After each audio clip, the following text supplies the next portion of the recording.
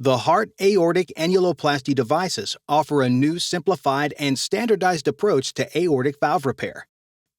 Aortic insufficiency is often caused by progressive annular dilatation leading to poor leaflet coaptation, leaflet prolapse, and worsening regurgitation. The HAART devices are the first internal annuloplasty rings. These devices reduce annular dilatation, stabilize annular dimensions, and improve leaflet coaptation. Designed from CT angiography studies of healthy aortic valves, the HAART 300 device restores the normal aortic valve annulus with an elliptical base geometry and 3 equally spaced subcommissural posts that flare outward by 10 degrees.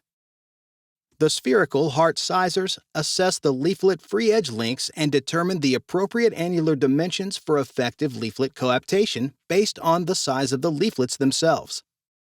The devices are implanted with a series of interrupted sutures which position the device in the subvalvular space below the leaflet aortic junction. This internal placement eliminates the need for external deep root dissection and coronary reimplantation required with other valve repair techniques. The HAART 200 device extends the unique advantage of internal annuloplasty to bicuspid aortic valve repair.